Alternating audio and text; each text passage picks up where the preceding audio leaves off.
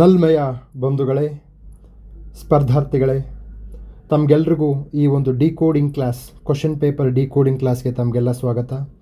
ಮೊದಲ ವಿಡಿಯೋಗೆ ತಾವು ಅದ್ಭುತವಾದ ಪ್ರತಿಕ್ರಿಯೆಯನ್ನು ನೀಡಿದ್ದೀರಾ. ಆ ಒಂದು ಅದ್ಭುತ ಪ್ರತಿಕ್ರಿಯೆ ಏನಕ್ಕೆ ಅಂತಂದರೆ, ಬಹುಶಃ ಆ ವಿಡಿಯೋದಲ್ಲಿರ್ತಕ್ಕಂತಹ ಒಂದು ಕಂಟೆಂಟು ಅಂತ ನಾನು ಭಾವಿಸ್ತೀನಿ. ನನ್ನ ಉದ್ದೇಶ ನಾನೊಬ್ಬನೇ ಇಲ್ಲಿ ಪಾಠ ಮಾಡ್ತೇನೆ ಅಂತಿಲ್ಲ, ಸಮಾಜದಲ್ಲಿ ಎಲ್ಲರೂ ಪಾಠ ಮಾಡ್ತಿದ್ದಾರೆ, ಎಲ್ಲರೂ ಚೆನ್ನಾಗಿ ಹೇಳಿದ್ದಾರೆ. ಬಟ್ ನನಗೆ ಕ್ವಶನ್ ಪೇಪರೇ ನನಗೆ ತಂದೆ ತಾಯಿ ಅಂತಕ್ಕಂತಹ ಒಂದು ತತ್ವದಲ್ಲಿ ನಾನು ನಂಬಿಕೆ ಇಟ್ಕೊಂಡವನು. ನನ್ನನ್ನು ನಂಬಬೇಡಿ, KPSC ಮತ್ತು UPSCಯನ್ನು ಮಾತ್ರ ನಂಬಿ ಅಂತ ಹೇಳ್ತಾ ಇದ್ದೀನಿ. ನಂತರದಲ್ಲಿ ನಾನು ಲಾಸ್ಟ್ ಕ್ಲಾಸಲ್ಲಿ ಹೇಳಿದ್ದೀನಿ, ನಾನು ತೆಗೆದುಕೊಂಡಿದ್ದು ಕೋಚಿಂಗು ಡೆಲ್ಲಿಯಲ್ಲಿ ವಾಜಿರಾಮಲ್ಲಿ 9 ತಿಂಗಳು ಕೋಚಿಂಗ್ ತೆಗೆದುಕೊಂಡಿದ್ದೀನಿ. 9 ತಿಂಗಳಲ್ಲಿ 9 ತಾಸು ಸಹ ಅವರು ಪ್ರೀವಿಯಸ್ ಇಯರ್ ಕ್ವಶನ್ ಪೇಪರ್ನ ಪಾಠ ಮಾಡಲಿಲ್ಲ, ಅಪ್ರೋಚ್ ಹೇಳ್ಕೊಡ್ಲಿಲ್ಲ, ಡಿಕೋಡಿಂಗ್ ಹೇಳ್ಕೊಡ್ಲಿಲ್ಲ. ಆದ್ದರಿಂದ ನನಗೆ 3 ವರ್ಷ ಬೇಕಾಯಿತು ಇದು ಎಕ್ಸಾಮ್ಸ್ ಪ್ಯಾಟರ್ನ್ ಹೇಗಿರುತ್ತೆ ಅಂತ ತಿಳ್ಕೊಳ್ಳೋಕ್ಕೆ. ಸೊ ಈ ರೀತಿಯಾಗಿ ನನಗೆ ಆದಂತಹ 3 ವರ್ಷ ವ್ಯರ್ಥ ಪ್ರಯತ್ನ ನಿಮಗೆ ಆಗಬಾರದು ಎನ್ನುವ ದೃಷ್ಟಿಯಿಂದ ಪಾಠ ಎಲ್ಲರೂ ಮಾಡ್ತಾರೆ ಸರ್. ನೀವು ಯೂಟ್ಯೂಬಲ್ಲಿ ನೋಡಿದಾಗ ಪೊಲಿಟಿ, ಹಿಸ್ಟ್ರಿ, ಎಕನಾಮಿಕ್ಸ್, ಜಿಯೋಗ್ರಫಿ ಎಲ್ಲರೂ ಪಾಠ ಮಾಡ್ತಿದ್ದಾರೆ. ಆದರೆ ಅಪ್ರೋಚ್ ಹೇಳ್ಕೊಡ್ತಕ್ಕಂಥವ್ರು ಒಂದು ಕಡಿಮೆ ಸಂಖ್ಯೆಯಲ್ಲಿದ್ದಾರೆ. ಅವರೊಂದು ರೀತಿಯಲ್ಲಿ ಅಲ್ಪಸಂಖ್ಯಾತರಲ್ಲೇ ಅಲ್ಪಸಂಖ್ಯಾತರು. ನಾವೊಂದು ರೀತಿ ಅಪ್ರೋಚ್ ಹೇಳ್ಕೊಡ್ತಕ್ಕಂಥವ್ರು ಒಂದು ಸಮುದ್ರದಲ್ಲಿ ನಡುಗಡ್ಡೆ ಥರ ಕಂಡು ಬರ್ತಾ ಇದ್ದೀವಿ. ಈ ನಿಟ್ಟಿನಲ್ಲಿ ಅಪ್ರೋಚ್ ಕ್ಲಾಸನ್ನು ಹೇಳ್ಕೊಡ್ತಕ್ಕಂಥದ್ದು ವಿತ್ ಕ್ವಶನ್ ಪೇಪರು, ಎವಿಡೆನ್ಸ್ ಸಮೇತ ನಾನು ಹೇಳ್ಕೊಡ್ತೀನಿ. ನಾನು ಎವಿಡೆನ್ಸ್ ಬಿಟ್ಟು ಯಾವುದು ಕ್ಲಾಸ್ ಮಾಡಲ್ಲ. ಈ ನಿಟ್ಟಿನಲ್ಲಿ ಅಪ್ರೋಚು, ಹೈ ಯೀಲ್ಡಿಂಗ್ ಟಾಪಿಕ್ಸ್ ಪಾಠ ಮಾಡುವ ದೃಷ್ಟಿಯಿಂದ ನಾನೇನು ಮಾಡ್ತಾ ಇದ್ದೀನಿ ಅಂತಂದರೆ, ಕೋರ್ಸನ್ನು ಲಾಂಚ್ ಮಾಡಿದ್ದೀನಿ. ಹೈ ಯೀಲ್ಡಿಂಗ್ ಟಾಪಿಕ್ಸು ಅದು ನೀವು C ಗ್ರೂಪಿಂದ ಹಿಡಿದು A ಗ್ರೂಪ್ವರೆಗೂ, IAS ಇಂದ ಹಿಡಿದು D ಗ್ರೂಪ್ವರೆಗೂ ಎಲ್ಲ ಎಕ್ಸಾಮ್ಸ್ಗೂ ಹೇ ರೀತಿ ಬರಬೇಕಂತ ಹೇಳ್ತೀನಿ. ಸೊ ಇವತ್ತಿನ ಕ್ಲಾಸಲ್ಲಿ ನಾನು 13ನೇ ತಾರೀಕು ಪಾಠ ಮಾಡಿದ್ದೆ. 13ನೇ ತಾರೀಕು ಅಂದರೆ ಜಸ್ಟ್ ಫ್ಯೂ ಡೇಸ್ ಬ್ಯಾಕ್, 13/3/2025 ಅಂದರೆ ಈ ಕ್ವಶನ್ ಪೇಪರ್ ಬರೋಕ್ಕಿಂತ ಮುಂಚೆ 3 ದಿವಸದಿಂದ ಕ್ಲಾಸ್ ಮಾಡಿದ್ದೆ.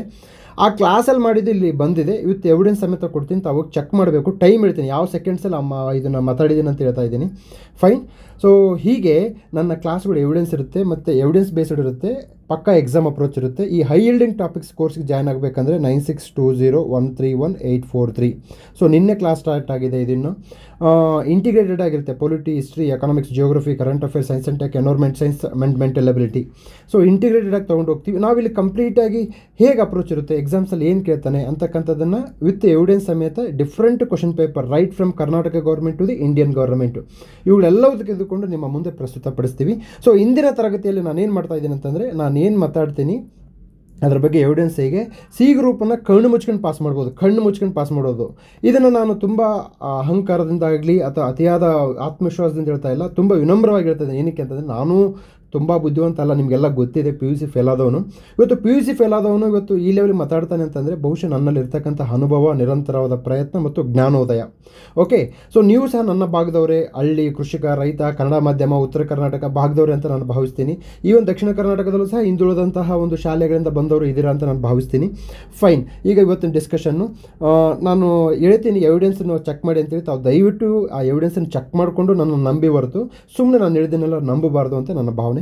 Fine. Dr. B.R. Ambedkar. Yes, Dr. B.R. Ambedkar described the following the heart and soul of the constitution. Sir ಒಂದು ಹೇಳ್ತೀನಿ, ದೇರ್ ಆರ್ 2 ಥಿಂಗ್ಸ್. ಒಂದು G boss, next A boss ಅಂದರೆ ಅಂಬೇಡ್ಕರ್, G ಬಾಸ್ ಅಂದರೆ ಗಾಂಧೀಜಿ. ಇವರು 100% ಎಕ್ಸಾಮ್ಸಿಗೆ ಬರ್ತಾರೆ ಸರ್, 200% ಎಕ್ಸಾಮ್ಸಿಗೆ ಬರ್ತಾರೆ. So ಇವರ books, coats ಏನೇನು ಹೇಳ್ತಾವೆ ಅಂತೇಳಿ ನಾನು ಮೊನ್ನೆ ಎಥಿಕ್ಸ್ ಪಾಠ ಮಾಡ್ತಾ ಇದ್ದೀನಿ. KS ಮೇನ್ಸ್ ಪ್ರಿಪೇರ್ ಆಗ್ತವ್ರಿಗೆ ಎಸ್ಸೆ ಆ್ಯಂಡ್ ಎಥಿಕ್ಸ್ ಕ್ಲಾಸ್ನ ಸ್ಟಾರ್ಟ್ ಮಾಡಿದ್ದೀನಿ. ಟೆಲಿಗ್ರಾಮ್ ಗ್ರೂಪಲ್ಲಿ ಜಾಯ್ನ್ ಆಗ್ಬೋದು. ಸೊ ಅಲ್ಲಿ ನಾನು Dr. B.R. Ambedkar ಬಗ್ಗೆ ಮಾತಾಡಿದ್ದೀನಿ. ನೋಡಿ, ಇಲ್ಲಿ amendment of the constitution, the Supreme Court of India, Indian parliament, the right to constitutional remedies. ನೀವು ಆನ್ಸರ್ಸ್ ಇದಿರ್ಬೋದು, ಬಟ್ ಇವುಗಳು ಎಲ್ಲ ಬಗ್ಗೆ article amendment of the constitution 368 ಇದು C ಗ್ರೂಪಲ್ಲಿ ಬರುತ್ತೆ. So amendment of the constitution limitations ಏನು, ಅದರ ಸಾಮರ್ಥ್ಯ ಏನು, ಕಾನ್ಸ್ಟಿಟ್ಯೂಷನ್ ಹೇಗೆ ಎವಾಲ್ವ್ ಆಗ್ತಿದೆ ತಿದ್ದುಪಡಿಯ ಮೂಲಕ ಅಂತಕ್ಕಂಥದ್ದು KS ಮೇನ್ಸ್ ಮತ್ತು IS ಮೇನ್ಸಲ್ಲಿ ಬರುತ್ತೆ ಸರ್. ಇಷ್ಟೇ ಸರ್ ಡಿಫ್ರೆನ್ಸ್. ಬುಕ್ ಒಂದೇ, ಆದರೆ ಓದುವ ಕ್ರಮ ಬೇರೆ. C ಗ್ರೂಪಿಗೆ ಪ್ರಿಪೇರ್ ಆಗ್ತೀರಾ, ಸಿಂಪಲ್. ಯಾವ ಆರ್ಟಿಕಲ್ಲು, ಸಿಂಪಲ್ ಮೆಜಾರಿಟಿನ, special majority with half of the states. So ಹೀಗೆ ಡಿಫ್ರೆಂಟಾಗಿ ಹೇಳ್ತಕ್ಕಂತಹ ಅಂಶವನ್ನು ಏನು C ಗ್ರೂಪಲ್ಲಿ ಕೇಳ್ತಾರೆ. ಆದರೆ ಅಮೆಂಡ್ಮೆಂಟ್ನ ತಿದ್ದುಪಡಿ ಸ್ವರೂಪ ಏನು, ಹೇಗೆ ಕಾಲ ಬದಲಾದಂತೆ ಸಂವಿಧಾನ ಬದಲಾವಣೆ ಆಗ್ತಿದೆ, ಸಂವಿಧಾನ ತನ್ನ ಅಸ್ತಿತ್ವವನ್ನು ಉಳಿಸಿಕೊಂಡಿದೆಯಾ ಅಂತಕ್ಕಂಥದ್ದು ಮೇನ್ಸ್. That's all. ಸೊ ಇದು KS ಮತ್ತು IS ಪ್ರಿಪ್ರೇಷನ್ಗೆ ಇರ್ತಕ್ಕಂತಹ ಒಂದು ವ್ಯತ್ಯಾಸ. ನೀವು C ಗ್ರೂಪ್ ಪೇಪರ್ ಅದೆಷ್ಟು ಮಾಡಬೇಕು. Supreme Court of India, supreme court ಅಂದರೆ ಕೊಲಿಜಿಯಂ ವ್ಯವಸ್ಥೆ, article 124, article 129, article 131, original constitution, judicial review. Sir supreme court ಬಗ್ಗೆ 100% ಕ್ವಶನ್ಸ್ ಬರುತ್ತೆ ಸರ್. ಇದರಲ್ಲೇ ಬರುತ್ತೆ, ನಾನು ಈಗ ಎಕ್ಸಾಂಪಲ್ ತೋರಿಸ್ತೀನಿ. ಓಕೆ. ಸರ್ ಇಂಡಿಯನ್ ಪಾರ್ಲಿಮೆಂಟ್ ರಾತ್ರಿ ಕನಸಲ್ಲಿ ಬಂದರೂ ಹೇಳ್ಬೇಕು ನೀವು. ಇಂಡಿಯನ್ ಪಾರ್ಲಿಮೆಂಟು ಇವೆಲ್ಲ ಹೆಂಗಿರಬೇಕು, ಟಿಪ್ ಆಫ್ ದಿ ಟಂಗ್ ಇರಬೇಕು, ನಾಲಿಗೆ ಮೇಲೆ ನಲಿದಾಡ್ತಿರ್ಬೇಕು ಸರ್. ಇಡೀ ಗಂಗಾಧರ್ ಪುಸ್ತಕವನ್ನು ಓದಿದ್ರೆ ಉಪಯೋಗ ಇಲ್ಲ ಸರ್, ದಯವಿಟ್ಟು ಹೇಳ್ತೀನಿ. ಗಂಗಾಧರ್ ಪುಸ್ತಕವನ್ನು ಓದಿದರೆ, ಇಡೀ ಗಂಗಾಧರ್ ಪುಸ್ತಕವನ್ನು ಓದಿದರೆ ನೀವು ಯಾವುದೇ ಕಣಕ್ಕೆ ಉದ್ಧಾರ ಆಗಲ್ಲ. ಇಂಪಾರ್ಟೆಂಟ್ ಆರ್ಟಿಕಲ್ಸ್ನ ವಿತ್ ಆರ್ಟಿಕಲ್ ಸಮೇತ ನೆನ್ಪಿಡಬೇಕು. That is the beauty, that is how you are going to clear the exam. Sir pass ಆದವ್ರ ಹತ್ರ ಅದೇ ಪುಸ್ತಕ, ಫೇಲ್ ಆದವ್ರ ಹತ್ರ ಅದೇ ಪುಸ್ತಕ. ಯಾಕೆ ಕೆಲವೊಬ್ರು ಮಾತ್ರ ಪಾಸ್ ಆಗ್ತಾರೆ ಅಂದರೆ ಅವ್ರಿಗೆ ಅಪ್ರೋಚ್ ಗೊತ್ತಿದೆ. ಸೊ ನನ್ನ ಹತ್ರ ಇರೋದು ಲಕ್ಷ್ಮೀಕಾಂತ್ ಬುಕ್ಕು, ನಾನು ಪಾಸ್ ಆಗಿದ್ದೀನಿ, ನಾನು ಲಕ್ಷ್ಮೀಕಾಂತ್ ಬುಕ್ ಓದ್ತೀನಿ. ಫೇಲ್ ಆದ್ರ ಹತ್ರ ಲಕ್ಷ್ಮೀಕಾಂತ್ ಬುಕ್ ಇದೆ, ಬಟ್ ಅವ್ರು ಯಾಕೆ ಕ್ಲಿಯರ್ ಮಾಡಲ್ಲ ಅಂದರೆ ಸಿಂಪಲ್, ಅವ್ರಿಗೆ ಅಪ್ರೋಚ್ ಗೊತ್ತಿಲ್ಲ. ನನಗಂತೂ 100% ಇವತ್ತು ಆರ್ಟಿಕಲ್ ಸಮೇತ ನೆನ್ಪಿಟ್ಬಿಟ್ಟಿದ್ದೀನಿ ಇವನ್ನೆಲ್ಲ. ಏನಕ್ಕೆ ಅಂದರೆ ನನಗೆ ಗೊತ್ತಿತ್ತು ಎಕ್ಸಾಮ್ಸಿಗೆ ಬರುತ್ತೆ, ಇವನ್ನೇ ಹೋಗೋದು ಇವನ್ನೇ ಬರೋದು. 7 ಅಟೆಂಪ್ಟ್ ಮೇನ್ಸ್ ಬರ್ತೀನಿ, 7 ಅಟೆಂಪ್ಟಲ್ಲಿ ಇವನ್ನೇ ಬರ್ದಿದ್ದೀನಿ. ಓಕೆ, ಸೊ ಹೀಗೆ ಇದು ಆಗುತ್ತೆ. ಸೊ ನೀವು ಇಲ್ಲಿ ಯಾವ ಪುಸ್ತಕ ಓದಬೇಕು ಅಂತ ಅನ್ನೋದ್ರ ಬಗ್ಗೆ ಇಂಪಾರ್ಟೆಂಟ್ ಅಲ್ಲ, ಏನನ್ನು ಓದ್ತಿರೋದು ಇಂಪಾರ್ಟೆಂಟು. ಸರ್ಕಾರಿ ಪುಸ್ತಕಗಳು ನೆಸೆಸರಿ ಆದರೆ ಸಫಿಷಿಯೆಂಟ್ ಅಲ್ಲ. ಸರ್ಕಾರಿ ಪುಸ್ತಕಗಳು ನೆಸೆಸರಿ ಆದರೆ ಸಫಿಷಿಯೆಂಟ್ ಅಲ್ಲ, ಇದು ನನ್ನ ಅಭಿಪ್ರಾಯ. ನಾನು NCERTನ ಓದಿರೋದು ಕೇವಲ ಒಂದೇ ಬೇರೆ ಓದಿದ್ದೀನಿ. ಸೊ ನನಗೆ ಒಂದು ಬೇರೆ ಆಮೇಲೆ ಗೊತ್ತಾಯಿತು, 3 ವರ್ಷ ಆದಮೇಲೆ ಜ್ಞಾನೋದಯ ಆಯಿತು, ಬುದ್ಧನಿಗೆ ಜ್ಞಾನೋದಯ ಆದಂಗೆ ಇಡೀ ಕ್ವಶನ್ ಪೇಪರ್ ಇಟ್ಕೊಂಡು ರಿವರ್ಸ್ ಇಂಜಿನಿಯರಿಂಗ್ ಮಾಡ್ಕೊತ ಹೋದೆ. ನಾನೇನು ಮಾಡಿದೆ, ನನಗೇನು ಬೇಕು ಅದನ್ನು ಓದಿಲ್ಲ, ಎಕ್ಸಾಮ್ನರ್ಗೆ ಏನು ಬೇಕು ಅದು ಗೊತ್ತಾಯಿತು. ಎಲ್ಲಿ ಗೊತ್ತಾಯಿತು? Question paper is the ambassador of the institutions. ಯಾವುದು UPSC ಇನ್ಸ್ಟಿಟ್ಯೂಷನ್ ಅಂಬಾಸಿಡರ್ ಯಾರು? Question paper. ಸೊ ಅದನ್ನ ಇಟ್ಕೊಳ್ಳೋದು ಓದ್ತಾ ಇರೋದು. KPSC ಎಕ್ಸಾಮ್ ಕ್ಲಿಯರ್ ಮಾಡಿ, FDA ಕ್ಲಿಯರ್ ಮಾಡಿದ್ದೀನಿ, deputy range forest officer clear ಮಾಡಿದ್ದೀನಿ, ತದನಂತರದಲ್ಲಿ ಇಸ್ರೋಗೆ ಎಕ್ಸಾಮ್ ಕ್ಲಿಯರ್ ಮಾಡಿದ್ದೀನಿ, ಬ್ಯಾಂಕಿಂಗ್ ಎಕ್ಸಾಮ್ ಕ್ಲಿಯರ್ ಮಾಡಿದ್ದೀನಿ. ಎಲ್ಲ ಎಕ್ಸಾಮ್ಸ್ನ ಹಣೆ ಬರಹ ನನಗೆ ಗೊತ್ತಿದೆ. ಓಕೆ, ಇದು ನಾನು ಅಹಂಕಾರದಿಂದ ಹೇಳ್ತಾ ಇಲ್ಲ, ವಿನಮ್ರತೆಯಿಂದ ಹೇಳ್ತಾ ಇದ್ದೀನಿ. ಸಿಂಪಲ್, ಇದು ತುಂಬ ನೆನ್ಪಿಡ್ಬೇಕು sir. That's all. Okay, next Raja Ram Mohan's first organisation was Atmiya Sabha. Sir Raja Ram Mohan ರಾಯರ ಬಗ್ಗೆ ನಿಮಗೆ 360 ಡಿಗ್ರಿ ಆ್ಯಂಗಲಲ್ಲಿ ಗೊತ್ತಿರಬೇಕು. ಓಕೆ, ನಾನು ಪ್ರಿಪ್ರೇಷನ್ ಹೇಗೆ ಮಾಡ್ತಾಯಿದ್ದೆ ಅಂತಂದರೆ, ನಾನು PSI ವರ್ಕ್ ಮಾಡಬೇಕಾದ್ರೆ ನನಗೆ ಬಂದೋಬಸ್ತ್ ಆಗ್ತಾಯಿದ್ರು. ನನಗಿದು ಐ ಯೀಲ್ಡಿಂಗ್ ಟಾಪಿಕ್ ಅಂತ ಗೊತ್ತಿತ್ತು. ರಾಜಾ ರಾಮ್ ಮೋಹನ್ ರಾಯ್ ಬಗ್ಗೆ ನಾನು ರಿಸರ್ಚ್ ಮಾಡ್ತಿದ್ದೆ. ರಿಸರ್ಚ್ ಅಂದರೆ ಹೇಗೆ ಅಂತ ವಿಕಿಪೀಡಿಯಾದಲ್ಲಿ ಚೆಕ್ ಮಾಡ್ತಾ ಇದ್ದೆ, ಡಿಫ್ರೆಂಟ್ ಇನ್ಸ್ಟಿಟ್ಯೂಷನ್ಸ್ ವೆಬ್ಸೈಟಲ್ಲಿ ಏನು ಕೊಟ್ಟಿದ್ದಾರೆ ಅಂತ ಕೊಡ್ತಾ ಇದ್ದೆ. ನನಗೆ ರಾಜಾ ರಾಮ್ ಮೋಹನ್ ರಾಯ್ ಬಗ್ಗೆ NCERTಲೇ ಓದಬೇಕಂತ ಯಾರು ಹೇಳ್ತಾ ಇಲ್ಲ. ಇನ್ಫ್ಯಾಕ್ಟ್ ಎಲ್ಲಿ ಹೇಳಿದ್ದಾರೆ, UPSC ಅವರು ಹೇಳಿದ್ದಾರೆ, KPSC ಅವರು ಎಲ್ಲಿ ಹೇಳಿದ್ದಾರೆ, ಸಿಲೆಬಸ್ ಎಲ್ಲಾದರೂ ಮೆನ್ಷನ್ ಮಾಡಿದ್ದಾರೆ. ಸೊ ಈ ನಿಟ್ಟಿನಲ್ಲಿ ನನಗೆ ನನ್ನ ಆತ್ಮೀಯ ಸ್ನೇಹಿತರಾದಂಥ ಡಾಕ್ಟರ್ ಭಾನುಪ್ರಕಾಶ್ IPS ಅವರು ನಮ್ಮ ಜೊತೆ ಎಕ್ಸಾಮ್ ಕ್ಲಿಯರ್ ಆಯಿತು, 2 ಬೇರೆ ರ್ಯಾಂಕ್ ಬಂತು. ಅವರು ನಾವು ಡಿಸ್ಕಷನ್ ಮಾಡಬೇಕಾದ್ರೆ ಈಗ ಹೇಳ್ತಾ ಇದ್ರು, ಎಲ್ಲಿಯೂ ಹೇಳಿಲ್ಲ ಇದೇ ಪುಸ್ತಕ ಓದಿದರೆ ಕ್ಲಿಯರ್ ಆಗುತ್ತೆ, ಆ ಪುಸ್ತಕ ಓದಿದ್ರೆ ಕ್ಲಿಯರ್ ಆಗುತ್ತೆ ಅಂತೇಳಿ. ಇದು ನಾವೇ ಒಂದು ಮಾರ್ಕೆಟ್ ಸೃಷ್ಟಿ ಮಾಡಿದಂಥ ಪ್ರಕ್ರಿಯೆ ಅಂತ ನನ್ನ ಪ್ರಾಮಾಣಿಕ ಅಭಿಪ್ರಾಯ. ನೀವು ಯಾವ ಪುಸ್ತಕನಾದರೂ ಓದಿ, ಅದು ದಟ್ ಈಸ್ ಯುವರ್ ಬಿಸ್ನೆಸ್. ನನ್ನ ಬಿಸ್ನೆಸ್ ಏನಪ್ಪ ಅಂತಂದರೆ ಹೈ ಯೀಲ್ಡಿಂಗ್ ಟಾಪಿಕ್ಸ್ಗಳನ್ನು ನಾನು ಎಲ್ಲಿಂದಾದರೂ ಓದ್ತೀನಿ, ನೆಟ್ಟಲ್ಲಾದರೂ ಓದ್ತೀನಿ. ಈಗ ನಿಮಗೆ ಗೊತ್ತಿರುತ್ತೆ, ಒಬ್ಬ ಸಬ್ ಇನ್ಸ್ಪೆಕ್ಟ್ರಾಗಿ ಪುಸ್ತಕ ಇಟ್ಕೊಂಡು ಓದೋದು ನೋಡುಗರಿಗೆ ಚಂದ ಕಾಣಲ್ಲ ಅಂತ ನನಗೆ ಗೊತ್ತಿತ್ತು. ಆದ್ದರಿಂದ ನಾನು ಏನು ಮಾಡ್ತಿದ್ದೆ, ಮೊಬೈಲಲ್ಲೇ ಓದ್ತಾ ಇದ್ದೆ. ಮೊಬೈಲಲ್ಲಿ ನನಗೆ ಗೊತ್ತಿತ್ತು Raja Ram Mohan Roy important. Complete 360 degree ಆ್ಯಂಗಲಲ್ಲಿ ರಿಸರ್ಚ್ ಮಾಡ್ಕೊಂಡ್ಬಿಡ್ತಿದ್ದೆ. ಸೊ ಓದ್ಕೊಂಡ್ಬಿಟ್ರೆ ಮುಗಿತಲ್ಲ, ಅದನ್ನು NCERTಲೇ ಓದಬೇಕಾ, DSERTಲೇ ಓದಬೇಕಾ, ಅದು ಯಾವುದೋ ಸ್ಟ್ಯಾಂಡರ್ಡ್ ಬುಕ್ಕಲ್ಲಿ ಓದಬೇಕಾ? ನೋ.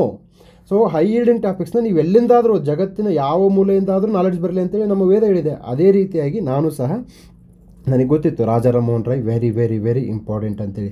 ಸೊ ಅದಕ್ಕೆ ನಾನೇನು ಹೇಳ್ತೀನಿ ಅಂತಂದರೆ, ಈ ಒಂದು ಹೈ ಯೀಲ್ಡಿಂಗ್ ಟಾಪಿಕ್ಸ್ ಓದ್ಕೊಳ್ಳೋದು ಇಂಪಾರ್ಟೆಂಟು, ಪುಸ್ತಕ ಅಲ್ಲ. ಪುಸ್ತಕ ಎಲ್ಲರ ಹತ್ರ ಇದೆ, ಹೈ ಯೀಲ್ಡಿಂಗ್ ಟಾಪಿಕ್ಸ್ ಮಾತ್ರ ಕೆಲವರಿಗೆ ಮಾತ್ರ ಗೊತ್ತಿದೆ. ಸೊ ಅಂತಹ ಗೈಡೆನ್ಸ್ ನೀವು ಪಡೆದಿಟ್ಕೊಳ್ಳಿ ಅನ್ನೋದು ನನ್ನ ಭಾವ. ಸೊ ನೀವೆಲ್ಲ ಭಾಳಷ್ಟು ಜನ ಕೋಚಿಂಗ್ ಮುಗಿಸಿರ್ತೀರಿ. ಇದರಲ್ಲಿ ಯಾವ ಕೋಚಿಂಗ್ ಸೆಂಟ್ರ್ ಹೇಳಿದೆಯೋ ಈ ಒಂದು ಈ question paper decoding. Sir question paper decoding ಮಾಡಿಬಿಟ್ರೆ ನಿಮಗೆ ಗೈಡೆನ್ಸ್ ಇಲ್ಲ, ಎಕ್ಸಾಮ್ ಕ್ಲಿಯರ್ ಮಾಡಿಬಿಟ್ರೆ ಕೋಚಿಂಗೇ ಬೇಕಿಲ್ಲ. ರಾಜಾ ರಾಮ್ ಮೋಹನ್ ರಾಯ್ ಇದರಲ್ಲಿ ಏನಿದೆ ಸರ್, ಸೈನ್ಸ್ ಆ್ಯಂಡ್ ಟೆಕ್ ಅಂದರೆ ಇದರಲ್ಲೇನು ಇದೆಯಾ, ಫಾರ್ಮುಲಾಸ್ ಇದೆಯಾ, ಏನು ಇದು ರಾಕೆಟ್ ಸೈನ್ಸಾ, ಇದರಲ್ಲಿ ಏನು ಥರ್ಮೋಡೈನಾಮಿಕ್ಸ್ ಇದೆಯಾ? ರಾಜಾ ರಾಮ್ ಮೋಹನ್ ರಾಯ್ ಆತ್ಮೀಯ ಸಭಾ, ಯಾವ ಪುಸ್ತಕ ಬರೆದ್ರು, ಯಾವ ಸಂಘಟನೆ ಏನಾಯಿತು ಎಲ್ಲ ನೆನ್ಪಿಟ್ಕೊಂಡ್ಬಿಟ್ರೆ ಮುಗಿದೋಯ್ತು. ರಾಜಾ ರಾಮ್ ಮೋಹನ್ ರಾಯ್ ನೀವು ಹುಟ್ಟೋಕ್ಕಿಂತ ಮುಂಚೆಗೆ ಎಕ್ಸಾಮ್ ಇಂಪಾರ್ಟೆಂಟು. ನೀವು ಈವನ್ ಸರ್ವಿಸ್ ಸೆಲೆಕ್ಷನ್ ಆದಮೇಲೂ, ಸರ್ವಿಸಿಂದ ರಿಟೈರ್ಡ್ ಆದಮೇಲೂ ಸಹ ರಾಜಾ ರಾಮ್ ಮೋಹನ್ ರಾಯ್ ಬರ್ತಿರ್ತಾನೆ. This is called high yielding topic. Sir high yielding topics ಗೊತ್ತಾಗ್ಬಿಟ್ರೆ 1 ಇಯರಲ್ಲಿ ಎಕ್ಸಾಮ್ ಕ್ಲಿಯರ್ ಮಾಡ್ಬೋದು. ಇದಕ್ಕೆ ನಾನು ಗ್ಯಾರಂಟಿ ಕೊಡ್ತೀನಿ. ಓಕೆ, ನೀವು ಸುಮ್ಮನೆ 8-9 ವರ್ಷ ಓದೋದು, 5 ವರ್ಷ ಓದೋದು, ಪುಸ್ತಕ ಓದೋದು, yellow marker, white marker, red marker, don't do that thing. Okay, yes come. The parliament of India includes. ನೋಡಿ ಸರ್, ಇಲ್ಲಿ ಪಾರ್ಲಿಮೆಂಟು ಇದರ ಅರ್ಥ ಏನಂತಂದರೆ parliament important.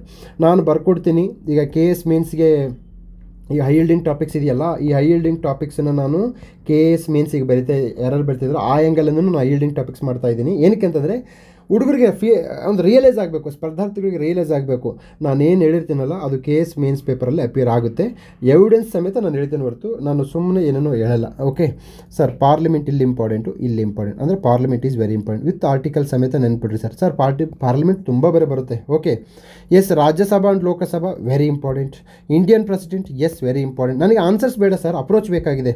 Lok Sabha, Rajya Sabha, governor. Sir ನಿನ್ನೆನೇ ಹೇಳಿದ್ದೀನಿ, ಗವರ್ನರ್ ಬಗ್ಗೆ ಓದ್ಕೊಳ್ಳಿ ಅಂತೇಳಿ. Governor is a very very important person. Yeah, okay.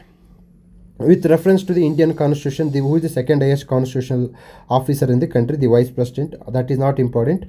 ನೋಡಿ ನನಗೆ ಇಲ್ಲಿ ಚೀಫ್ ಜಸ್ಟಿಸ್ ಆಫ್ ಇಂಡಿಯಾ ಬರ್ತಾನೆ. ನೋಡಿ ಇಲ್ಲಿ ಸುಪ್ರೀಂ ಕೋರ್ಟ್ ಇದೆ, ಇಲ್ಲಿ ಚೀಫ್ ಜಸ್ಟಿಸ್ ಆಫ್ ಇಂಡಿಯಾ ಬರ್ತಾನೆ, ಪ್ರೆಸಿಡೆಂಟ್ ಇಲ್ಲಿದ್ದಾನೆ.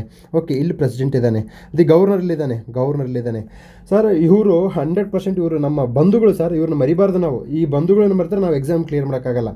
ಸಿ ಗ್ರೂಪ್ ಎಕ್ಸಾಮ್ ನೀವೇನಾದರೂ ನನ್ನ ಹತ್ರ ಅಂದರೆ UPSC ಆ್ಯಂಗಲಲ್ಲಿ ಓದ್ಬಿಟ್ರೆ ಸಿ ಗ್ರೂಪ್ ಎಕ್ಸಾಮ್ನ ಪ್ರತಿ ವರ್ಷ ಒಂದು 10 ಎಕ್ಸಾಮ್ ಕ್ಲಿಯರ್ ಮಾಡ್ತೀರಾ. ಇದಕ್ಕೆ ನಾನು ಗ್ಯಾರಂಟಿ ಕೊಡ್ತೀನಿ. ಎಕ್ಸಾಮ್ ಸರ್ ಅವರು ಕ್ವಶನ್ ಪೇಪರ್ ಸೆಟ್ ಮಾಡೋರು ನಿಮ್ಮಷ್ಟು ಟೈಮ್ ಇಲ್ಲ ಪೇಪರ್ ಓದೋಕ್ಕೆ ಅವರಿಗೆ. ಅವ್ರು ಬರ್ತಾರೆ, ತಮ್ಮ ಹಳೆ ಸಿಲೆಬಸ್ ತೊಗೊಳ್ತಾರೆ, ಸ್ಟ್ಯಾಂಡರ್ಡ್ ಸೆಟ್ ಮಾಡ್ತಾರೆ, ಹೋಗ್ತಾರೆ ಅಷ್ಟೇ. That's all, nothing else. Buddhist council meeting ಇದಂತೂ ಇವೆಲ್ಲ ನಮ್ಮ ಜನ್ಮಬಂಧುಗಳು, ಇವರೆಲ್ಲ ನಮ್ಮ ಜನ್ಮಬಂಧುಗಳು. ಓಕೆ, ಎಸ್, ನೆಕ್ಸ್ಟ್ ನೋಡೋಣ. ಓಕೆ, ಇದು ಸ್ವಲ್ಪ ಇರಲಿ. ಈಗ ಇಂಡಿಯನ್ ಕಾನ್ಸ್ಟಿಟ್ಯೂಷನ್ ಸೆಕೆಂಡ್ ಹೈಯೆಸ್ಟ್ ಆಯಿತು. Yes, Chola sir. ನೋಡಿ KS ಮೇನ್ಸು 2021 ಪಲ್ಲವ ಆರ್ಕಿಟೆಕ್ಚರ್ ಕೇಳಿದ್ದ. ನೆಕ್ಸ್ಟ್ ಚೋಳ ಆರ್ಕಿಟೆಕ್ಚರ್ KS ಮೇನ್ಸಿಗೆ ಬರುತ್ತೆ. ಹೈ ಯೀಲ್ಡಿಂಗ್ ಟಾಪಿಕ್ಸ್ ಇದು ಸರ್, KS ಮೇನ್ಸು. ಸರ್ ಉತ್ತರ ಮೇರು ಶಾಸನ ಭಾಳ ಇಂಪಾರ್ಟೆಂಟು. ಇದನ್ನು ಚೆನ್ನಾಗಿ ಓದ್ಕೋಬೇಕು. ಓಕೆ, ನಂತರದಲ್ಲಿ ಏನಿದೆ, ನಂದ ಡೈನಸ್ಟಿ ಭಾಳ ಇಂಪಾರ್ಟೆಂಟು. ಸೊ ಬಸವೇಶ್ವರ, ಎಸ್, ಬಸವೇಶ್ವರರನ್ನು ನೀವು KS ಮೇನ್ಸಲ್ಲಿ ಎಥಿಕ್ಸಲ್ಲಿ ಯೂಸ್ ಮಾಡ್ಬೋದು, PSಯಲ್ಲಿ SCಯಲ್ಲಿ ಯೂಸ್ ಮಾಡ್ಬೋದು, KS SCಯಲ್ಲಿ ಯೂಸ್ ಮಾಡ್ಬೋದು. ಯಾವುದೇ ಎಕ್ಸಾಮ್ ಬರೆದ್ರು ಬಸವೇಶ್ವರರ ವಚನಗಳು ಎಲ್ಲ ಕಡೆ ಅಪ್ಲಿಕೇಬಲ್ ಆಗುತ್ತೆ. ಕಲಬೇಡ ಕೊಲಬೇಡ ಹುಸಿಯ ನುಡಿ ಎಲ್ಲೂ ಬೇಡ, ಅದು ಎಥಿಕ್ಸು. ಓಕೆನಾ. ಅಯ್ಯ ಎಂದರೆ ಸ್ವರ್ಗ, ಎಲ್ಲವೋ ಎಂದರೆ ನರಕ, ಅದು ಸೌಜನ್ಯ. ಸೊ ಹೀಗೆ ಬಸವೇಶ್ವರರ ವಚನಗಳನ್ನು ಎಥಿಕ್ಸ್ ಕನ್ನಡ ಮೀಡಿಯಮಲ್ಲಿ ಪ್ರಿಪೇರ್ ಆಗ್ತಕ್ಕಂಥವ್ರಿಗೆ ಬಸವೇಶ್ವರ ಬಂದು ನಿಮಗೆ ಸಾಕಷ್ಟು ಹೆಲ್ಪ್ ಮಾಡ್ತಾನೆ. ಆದರೆ ಬಸವೇಶ್ವರನ ಹೇಗೆ ಯೂಸ್ ಮಾಡ್ಕೋಬೇಕು ಅಂತಕ್ಕಂಥದ್ದು ಅದು ಕಲೆ, ಅದು ಒಂದು ಟೆಕ್ನಿಕ್ಕು. ಸೊ ನಿಮಗೆ ಗೊತ್ತಿದ್ದರೆ ಯು ಕ್ಯಾನ್ ಕಂಟಿನ್ಯೂ, ಗೊತ್ತಿಲ್ಲ ಅಂತಂದರೆ you can join essay classes ಅಥವಾ ನಿಮ್ಮ ಸೀನಿಯರ್ ಗೈಡೆನ್ಸ್ ತೊಗೊಳ್ಳಿ. No issues. ನಾನಂತೂ ನಂಬಿಕೆ ಇಟ್ಕೊಂಡಿದ್ದೀನಿ, ನನ್ನ ಹತ್ರ ಬಂದರೆ ಮಾತ್ರ ಎಕ್ಸಾಮ್ ಕ್ಲಿಯರ್ ಮಾಡ್ತಾರೆ ಅನ್ನೋ ಒಂದು ಹಸಿ ಸುಳ್ಳು ನಾನು ಹೇಳಲ್ಲ ಯಾವತ್ತು. ಬಟ್ ನನ್ನ ಹತ್ರ ಬಂದಮೇಲೆ ನೀವು ವರ್ಕ್ ಮಾಡಬೇಕು. That's all. ನಾನು ವರ್ಕ್ ಮಾಡಿದ್ದೀನಿ, ನೀವು ವರ್ಕ್ ಮಾಡಬೇಕು. ವರ್ಕ್ ಮಾಡಿದಾಗ ಎಕ್ಸಾಮ್ ಕ್ಲಿಯರ್ ಮಾಡ್ತೀರಾ ಸರ್, ಇಲ್ಲಾಂದರೆ ಎಕ್ಸಾಮ್ ಕ್ಲಿಯರ್ ಮಾಡಲ್ಲ. ಫೈನ್. ರಾಜಾರಾಮ್ ತತ್ವಬೋಧಿನಿ ಸಭಾ ಬಂತು ನೋಡಿ ಸರ್. ಇಲ್ಲಿ ರಾಜಾರಾಮ್ ಮೋಹನ್ ರಾಯ್, ದೇವೇಂದ್ರನಾಥ್ ಟಾಗೂರ್, ಕೇಶವ್ ಚಂದ್ರ ಸೇನ್, ಗೋಪಾಲ್ ಕೃಷ್ಣ ಗೋಖಲೆ, ಇವರು VIP ಅಂತಾರೆ ಸರ್. ನನ್ನ ಪ್ರಕಾರ, ನನ್ನ ಭಾಷೆಯಲ್ಲಿ ಇವರು ವೆರಿ ಇಂಪಾರ್ಟೆಂಟ್ ಪರ್ಸನ್. ಇವ್ರ ಬಗ್ಗೆ 360 ಡಿಗ್ರಿ ಗೊತ್ತಿರಬೇಕು. This is called I ಯೀಲ್ಡಿಂಗ್ topic. ಪ್ರತಿ ಬರೀ ನೀವು ಒಂದು 20 ವರ್ಷದ ಕ್ವಶನ್ ಪೇಪರ್ ಪ್ರಿಪೇರ್ ಮಾಡಿಬಿಟ್ರೆ ನಿಮಗೆ ಇವರು ಕಣ್ಣಕ್ಕೆ ಕಟ್ಟಿದಂಗೆ ಆಗ್ಬಿಡ್ತಾರೆ. Okay, next Vijayanagara sir. Vijayanagara IAS, KS, PSI, D group. Vijayanagara ಇಲ್ಲದ ಪರೀಕ್ಷೆನೇ ಇಲ್ಲ. ಓಕೆ ಸರ್, ನನಗೆ ವಿಜಯನಗರ 2019 ನಾನು ಕೃಷ್ಣದೇವರಾಯನ ಆಡಳಿತ, ಅವನ ಸಾಂಸ್ಕೃತಿಕ ಕೊಡುಗೆಯನ್ನು ಬರೆದಿದ್ದೀನಿ UPSC ಮೇನ್ಸಲ್ಲಿ. ಓಕೆ, ಪ್ರತಿ ವರ್ಷ ವಿಜಯನಗರದ ಬಗ್ಗೆ ಎಕ್ಸಾಮ್ಸ್ 100% ಕ್ವಶನ್ಸ್ ಇರುತ್ತೆ. ವಿಜಯನಗರನ ನೀವು 360 ಡಿಗ್ರಿ ಆ್ಯಂಗಲಲ್ಲಿ ಓದಬೇಕು. 360 ಡಿಗ್ರಿ ರಿಸರ್ಚ್ ಮಾಡಬೇಕು. ಇದನ್ನು ರಿಸರ್ಚ್ ವೆಬ್ಸೈಟ್ಗೆ ಹೋಗಬೇಕು, ಡಿಫ್ರೆಂಟ್ ವೆಬ್ಸೈಟ್ಸು, ಡಿಫ್ರೆಂಟ್ ಬುಕ್ಸ್ ಓದಿ, ಎಲ್ಲಿಂದವಾಗಲೇ ಇನ್ಫಾರ್ಮೇಷನ್ ಜಾಸ್ತಿ ಬೇಕು ನನಗೆ. ಇಂಥದನ್ನು 360 ಡಿಗ್ರಿ ಆ್ಯಂಗಲಲ್ಲಿ ಇನ್ಡೆಪ್ತಾಗಿ ಓದ್ಕೋಬೇಕು. ಇನ್ಡೆಪ್ತಾಗಿ ಓದ್ಕೊಂಡಾಗ ನೀವು ನೋಡಿ ಯಾವಾಗ ನಿಮ್ಮ ಕಾನ್ಫಿಡೆನ್ಸ್ ಹೇಗಿರುತ್ತೆ ಅಂತ ಹೇಳ್ತಾ ಇದ್ದೀನಿ. ಓಕೆ, ಕನ್ನಡ ಸಾಹಿತ್ಯ ಪರಿಷತ್ತು 1915. ಇಲ್ಲಿ ಸರ್ ಎಂ ವಿಶ್ವೇಶ್ವರಯ್ಯ ಇಂಪಾರ್ಟೆಂಟು. ನೋಡಿ ಒಂದು ನಿಮ್ಗೆ ಹೇಳ್ತೀನಿ, ದಿವಾನರು ತುಂಬ ಜನ ಇದ್ದಾರೆ. ಎಲ್ಲ ದಿವಾನರನ್ನು ಓದ್ಕೊಂತ ಹೋಗ್ಬಿಟ್ರೆ ನಿಮ್ಮದು ತಲೆ ಏನಾಗುತ್ತೆ, ತಲೆ ಬ್ಲಾಸ್ಟ್ ಆಗುತ್ತೆ. ದಯವಿಟ್ಟು ಆ ಥರ ಕೆಲಸ ಮಾಡಬೇಡಿ. ನಾನು ಹೇಳ್ತೀನಿ 4 ಜನ ಇಂಪಾರ್ಟೆಂಟ್. ಯಾರಪ್ಪ? ಶೇಷಾದ್ರಿ ಅಯ್ಯರು, ಸರ್ ಎಂ ವಿಶ್ವೇಶ್ವರಯ್ಯ, ತದನಂತರದ ಸರ್ ಮಿರ್ಜಾ ಇಸ್ಮಾಯಿಲು, ಕಾಂತರಾಜ ಅರಸು ಸ್ವಲ್ಪ ಇಂಪಾರ್ಟೆಂಟು. ರಿಮೈನಿಂಗ್ ಯಾರು ಅಷ್ಟು ಇಂಪಾರ್ಟೆಂಟ್ ಅಲ್ಲ. ಅವ್ರನ್ನೆಲ್ಲ ಕಣ್ಣಾಡಿಸಿ, ಬಟ್ ಇವ್ರನ್ನೆಲ್ಲ ನೆನಪಿಡಬೇಕು. ಕಂಠಪಟ ಹಾಕಬೇಕು ಸರ್, ಕಂಠಪಟ ಹಾಕಬೇಕು. ಸರ್ ಮಿರ್ಜಾ ಇಸ್ಮಾಯಿಲು 2021 KS ಮೇನ್ಸಿಗೆ ಬಂದಿದ್ದಾರೆ ಸರ್. ಈ ವರ್ಷ KS ಮೇನ್ಸ್ ಬರ್ತಾ ಇದ್ದೀರಿ. ನಿಮಗೆ ಶೇಷಾದ್ರಿ ಅಯ್ಯರ್ ಬರ್ಬೋದು, ಅಥವಾ ತದನಂತರದಲ್ಲಿ ಆನಂದರಾವ್ ಬರ್ಬೋದು. Anand Rao is also very important. Anand Rao circle ಅಂತ ಇದೆಯಲ್ಲ, Anand Rao is also very important. Sir M Visvesvaraya ಬರ್ಬೋದು. ಇವ್ರನ್ನ ಬಿಟ್ಟು ಬೇರೆ ಯಾರನ್ನೂ ಓದಕ್ಕೆ ಹೋಗಬೇಡಿ ದಯವಿಟ್ಟು. ಸೊ ನಾನು ಏನು ಹೇಳ್ತಿದ್ದೀನಿ ಅಂತಂದರೆ 99% ಗ್ಯಾರಂಟಿ ಹೇಳ್ತಿದ್ದೀನಿ ಸರ್. ಭಾಳಷ್ಟು ಜನಕ್ಕೆ 1% ಹೇಗೆ ಸರ್ ಇದು 1% ಬಗ್ಗೆ ತಲೆ ಕೆಡಿಸ್ಕೊಬೇಡಿ, 99% ಬಗ್ಗೆ ತಲೆ ಕೆಡಿಸ್ಕೊಳ್ಳಿ. Okay, this is all about my approach. Okay, Karnataka which place known as silk city of Karnataka, silk city. So Ramanagara. ನನ್ನ ಉದ್ದೇಶ ಏನು ಗೊತ್ತಾ, ಸಿಲ್ಕ್ ಬಗ್ಗೆ ಕೇಳ್ತಾರೆ, ರೇಷ್ಮೆ ಬಗ್ಗೆ ಕೇಳ್ತಾರೆ. ರೇಷ್ಮೆ GS3ಯಲ್ಲಿದೆ ರೇಷ್ಮೆ.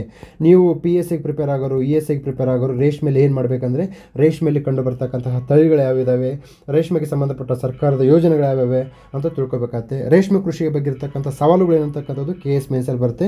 ರೇಷ್ಮೆ ಮತ್ತು ಕಾಫಿ ಇವೆರಡು KS ಮೇನ್ಸ್ಗೆ ಭಾಳ ಇಂಪಾರ್ಟೆಂಟ್ ಸಬ್ಜೆಕ್ಟ್. ಓಕೆನಾ. ಮತ್ತೆ ಬಂತು ನೋಡಿ ಅಬ್ದುಲ್ ರಜಾಕ್. ಸೊ ಕೃಷ್ಣದೇವರಾಯ ಮತ್ತೆ ಬಂದ, ದೇವರಾಯ ಬಂದ, ಅಳಿಯ ರಾಮರಾಯ. ನೋಡಿ ಸರ್, ಅಳಿಯ ರಾಮರಾಯನ ವಿದೇಶಾಂಗ ನೀತಿ ಅಂತೇಳಿ, ಅಳಿಯ ರಾಮರಾಯನ ವಿದೇಶಾಂಗ ನೀತಿ ಏನು ಅಂತೇಳಿ ಎಲ್ಲಿ ಕೇಳಿದ್ದಾರೆ? KS ಮೇನ್ಸಲ್ಲಿ ಕೇಳಿದ್ದಾರೆ ಸರ್. ಅಳಿಯ Ramaraya important, Krishnadevaraya important, Devaraya 2 important, Devaraya 1 not important. Devaraya 1 ಬಗ್ಗೆ ತಲೆ ಕೆಡಿಸ್ಕೋಬೇಡಿ. ದೇವರಾಯ 2, ಕೃಷ್ಣದೇವರಾಯ, ಅಳಿಯ ರಾಮರಾಯ ಓದ್ಕೊಳ್ಳಿ. ವಿಜಯನಗರ ಇಲ್ಲದ ಹಾಗೆ ನಿಮಗೆ ಪರೀಕ್ಷೆ ಇರಲ್ಲ, ಇದು ನನ್ನ guarantee. Okay. Karnataka music important. ನೋಡಿ ಕನಕದಾಸ, ಪುರಂದರದಾಸ್ ಇವರಿಬ್ಬರು ಇಂಪಾರ್ಟೆಂಟು. ಇವ್ರ ವಚನಗಳನ್ನು, ಇವರ ಕೀರ್ತನೆಗಳನ್ನು, ಇವರ ಕೃತಿಗಳನ್ನು ನೆನಪಿಟ್ಟುಕೊಳ್ಳಿ. ಸಾವನದುರ್ಗ ಇಂಪಾರ್ಟೆಂಟ್. ನಾನು ವೈಲ್ಡ್ ಲೈಫ್ ಸ್ಯಾಂಚುರೀಸು ಇವನ್ನ ಭಾಳ ಬರೀ ಹೇಳ್ತಾ ಇದ್ದೀನಿ. Wild life sanctuaries R very important. Last ಕ್ಲಾಸಲ್ಲಿ ಹೇಳಿದ್ದೀನಿ, ಹೀಗೂ ಹಂಗೆ ಬರುತ್ತೆ sir. Exam preparation mode change ಆಗಿರೋರು ನೀವು ಏನು ಮಾಡ್ಬಿಟ್ಟಿದ್ದೀರಾ? ಪ್ರಜಾವಾಣಿ ಪೇಪರ್ನ 45 ನಿಮಿಷ ಓದ್ತಾರಂತೆ. ಈ ಪ್ರಜಾವಾಣಿ ಪೇಪರ್ನ ಪ್ರತಿ ದಿವಸ 45 ನಿಮಿಷ ಓದೋರನ್ನ ದೇವರಿಗೆ ಬಂದು ಕಾಪಾಡೋಕ್ಕಾಗಲ್ಲ. ಹೇಗೆ ಓದ್ತೀರಾ ಸರ್? ಒಂದು ದಿವಸ ಬೇಡ 1 ಅವರ್ ಅಂದ್ಕೊಳ್ಳಿ, ತಿಂಗಳಿಗೆ 30 ಅವರು, 365 ಅವರು ನೀವು ಪ್ರಜಾವಾಣಿ ಪೇಪರ್ಗೆ ಇಟ್ಟರೆ you will never clear exam. Okay. ನೋಡಿ ಎಲ್ಲಿದೆ, ಇಲ್ಲಿ ತೋರಿಸಿ. ಪ್ರಜಾವಾಣಿ ಪೇಪರ್ ಎಲ್ಲೆಲ್ಲಿ ಬಂದಿದೆ ತೋರಿಸಿ. ಬಂದೇ ಇಲ್ಲ sir. Next, which one of the following is correctly matched? Sarnath, Lumbini, Bodh Gaya, Kushinagar. Sir Buddhism ಇಲ್ದಂಗೆ ಎಕ್ಸಾಮೇ ಇಲ್ಲ ಸರ್. ಬುದ್ಧಿಸಮು ಮತ್ತು ಜೈನಿಸಮ್ ಇಲ್ದಂಗೆ ಎಕ್ಸಾಮ್ ಇಲ್ಲ. ಜೈನಿಸಮು ಅವರ ಕಲ್ಚರಲ್ ಕಾಂಟ್ರಿಬ್ಯೂಷನ್ನು, ಲಿಟ್ರೇಚರ್ ಕಾಂಟ್ರಿಬ್ಯೂಷನ್ನು, ಆರ್ಕಿಟೆಕ್ಚರಲ್ ಕಾಂಟ್ರಿಬ್ಯೂಷನ್ನು ಇವೆಲ್ಲವನ್ನ ನಿಮಗೆ ಕಂಠಪಟ ಹಾಕಿರ್ಬೇಕು ಸರ್. ಕಂಠಪಟ. ಇಲ್ಲಿ ನಾವು ಓದ್ತಿನಂದ್ರೆ ನಾನು ಕೇಳಲ್ಲ, ನನ್ನ ಕ್ಲಾಸಿಗೆ ಬಂದರೆ ಹೋಮ್ವರ್ಕ್ ಮಾಡಬೇಕು. ಹೋಮ್ವರ್ಕ್ ಮಾಡಿದ್ರೆ ನಾನು ಕೇಳಲ್ಲ. I never allow such type of students. ಇದು ಒಂಥರ ನಾನು 10th ಕ್ಲಾಸ್ ಇದ್ದಂಗೆ ಹೋಮ್ವರ್ಕ್ ಬರ್ಕೊಂಬರಬೇಕು. ಅದು that is how I build A class and I build institution. ನೋಡಿ ಇಲ್ಲಿ ಬುದ್ಧಿಸ್ಟ್ ಬಂತು, ಓಕೆನಾ ಸರ್. ನೆಕ್ಸ್ಟ್ ಇಲ್ಲೂ ಬುದ್ಧಿಸ್ಟ್ ಬಂತು ಸರ್. UPS ಅಲ್ಲಿ ಹಿಂಗೆ ಬಂದಿದೆ ಸರ್. ನಾನು ಬರ್ದಿದ್ದೀನಿ, ಎಕ್ಸಾಮ್ ಬರ್ದಿದ್ದೀನಲ್ಲ, ಮೇನ್ಸಲ್ಲಿ ಹಿಂಗೆ ಬರುತ್ತೆ. ನೀವು C ಗ್ರೂಪ್ ಬೇರೆ, IAS ಬೇರೆ ಅಂತ ಅಂದ್ಕೊಂಡ್ರೆ ಭಾಳ ತಪ್ಪು. ನಾನು ಅದಕ್ಕೆ ಭಾಳ ಹೇಳ್ತೀನಿ, ಪ್ರಿಪೇರ್ ಮಾಡ್ತೀರಾ ನೀವು UPSಗೆ ಮಾಡಿಬಿಡಿ. C ಗ್ರೂಪ್ ಎಕ್ಸಾಮ್ನ ಕಣ್ಣು ಮುಚ್ಕೊಂಡು ಕ್ಲಿಯರ್ ಮಾಡಿದೆ. ನೀವು C ಗ್ರೂಪಿಗೆ ಪ್ರಿಪೇರ್ ಮಾಡಿದರೆ, ಈಗ ಯಾರ್ಯಾರು PSಗೆ ಮಾಡ್ಬೇಕಂತಿದ್ರಲ್ಲ, ದಯವಿಟ್ಟು ನಿಮಗೆ ಕೈ ಮುಗಿತೀನಿ. ನಿಮ್ಮನ್ನ ಅಣ್ಣ ಅಂದ್ಕೊಂಡು ನಿಮ್ಮ ಅಣ್ಣ ಅಂತ ನಾನು ಆ ಒಂದು ಭಾವನೆಯಿಂದ ಹೇಳ್ತಾ ಇದ್ದೀನಿ. KS ಪ್ರಿಪೇರ್ ಮಾಡಿ, ನೀವು PS ಆಗ್ತೀರಾ. KS ಪ್ರಿಪೇರ್ ಮಾಡೋರು ಸ್ವಲ್ಪ IAS ಪ್ರಿಪೇರ್ ಮಾಡಿ, KS ಮಾಡ್ಕೊಳ್ತೀರಾ. ಯಾವ ಕಾರಣಕ್ಕೂ ಸರ್ ನಾನು ಯಾರನ್ನು ಟೀಕೆ ಮಾಡಲ್ಲ. 3 ತಿಂಗಳು ಕೋಚಿಂಗ್ ಹೋಗ್ಬಿಡಿ ಸರ್. 3 ತಿಂಗಳು ಕೋಚಿಂಗ್ ಹೋಗ್ಬಿಡಿ. ಮಿನಿಮಮ್ 6 ತಿಂಗಳು ಇಟ್ಕೊಳ್ಳಿ ಸರ್. ಎಲ್ಲಾದರೂ ಇದ್ದರೆ ಸರ್ 6 ತಿಂಗಳು ಬೇಕು ಸರ್ ನಿಮಗೆ ಸಬ್ಜೆಕ್ಟ್ ಅರ್ಥ ಮಾಡ್ಕೊಳ್ಳೋಕ್ಕೆ.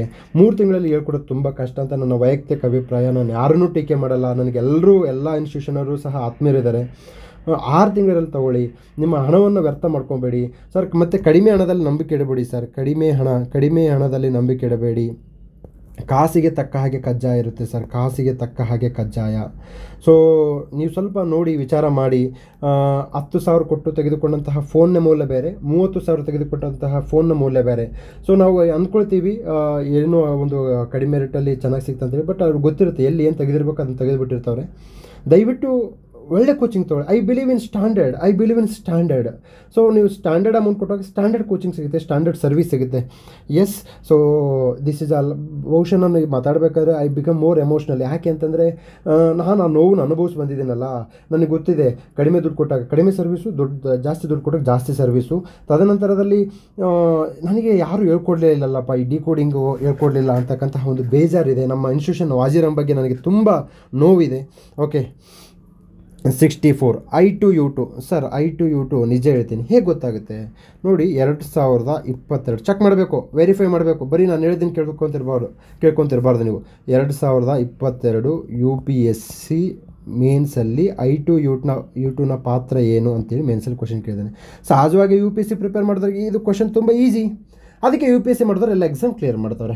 ಸರಿ, UPSC ಕ್ವಶನ್ ಪೇಪರೇ ಎಲ್ಲ ಕ್ವಶನ್ ಪೇಪರ್ಗೆ ಒಂದು ಸ್ಟ್ಯಾಂಡರ್ಡ್ ಸೆಟ್ ಮಾಡುತ್ತೆ, ಡೈರೆಕ್ಷನ್ ಸೆಟ್ ಮಾಡುತ್ತೆ. ಸೊ ನನ್ನ ಉದ್ದೇಶ ಏನಂತಂದರೆ, ಯಾಕೆ UPSC ಎಕ್ಸಾಮ್ ಕ್ಲಿಯರ್ ಮಾಡ್ತಾರೆ ಅಂದರೆ ಅವ್ರಿಗೆಲ್ಲ ಆ ಕ್ವಶನ್ಸ್ ಇಲ್ಲಿಗೆ ಬರ್ತಾವೆ, ರಿಪೀಟ್ ಆಗುತ್ತೆ. ಸೊ ನಮ್ಮ ಐ ಈಲ್ಡಿಂಗ್ ಟಾಪಿಕ್ ಕ್ಲಾಸಸ್ ಏನಿರುತ್ತೆ ಅಂದರೆ ನಿಮಗೆ UPSC ಲೆವೆಲಿಗೆ ಪ್ರಿಪ್ರೇಷನ್ ಮಾಡಿಸುತ್ತೆ. ನೀವು C ಗ್ರೂಪ್ ಎಕ್ಸಾಮ್ನ ಕಣ್ಣು ಮುಚ್ಚಿ ಕ್ಲಿಯರ್ ಮಾಡ್ಕೊಳ್ತೀರಾ. ಓಕೆ. ಸೊ ಇದು I2U2 ಗ್ರೂಪು. ನೀವು ಚೆಕ್ ಮಾಡಬೇಕು. ನನಗೆ 2022ರಲ್ಲಿ UPSCಯಲ್ಲಿ ಕೇಳಿದ್ದಾರೆ. ಸೊ ಚೆಕ್ ಮಾಡಿಕೊಂಡು ಕಾಮೆಂಟ್ ಬಾಕ್ಸಲ್ಲಿ ಮೆನ್ಷನ್ ಮಾಡಿ, ಎಸ್ ಸರ್ ಕೇಳಿದ್ದಾರೆ, ಅಥವಾ I2U2 related UPSC previous year question paper ಅಂತ ChatGPTಯಲ್ಲಿ ಚೆಕ್ ಮಾಡಿ ನಿಮ್ಮ ಕ್ವಶನ್ ಪೇಪರ್ ಬರುತ್ತೆ. ಓಕೆ. ನೀವು ಚೆಕ್ ಮಾಡಬೇಕು. ಬರೀ ನಾನು ಹೇಳಿದ್ದನ್ನು ನಂಬಬಾರ್ದು. ನೀವು ನಂಬಿ ಅನುಭವಿಸೋದಕ್ಕಿಂತ ಅನುಭವಿಸಿ ನಂಬಬೇಕು ಅನ್ನೋದು ಕುವೆಂಪು ಅವರ ತತ್ವ. ಅದನ್ನು ನಂಬಿ ಕೆಟ್ಟವ ನಾನು. Swapnil Tripathi versus supreme court India judgement case. Sir ಇತ್ತೀಚೆಗೆ ಕೇಸ್ಗಳು ಸಿಕ್ಕಾಪಟ್ಟೆ ಭಾಳ ಇಂಪಾರ್ಟೆಂಟ್ ಆಗ್ತಿದ್ದಾವೆ.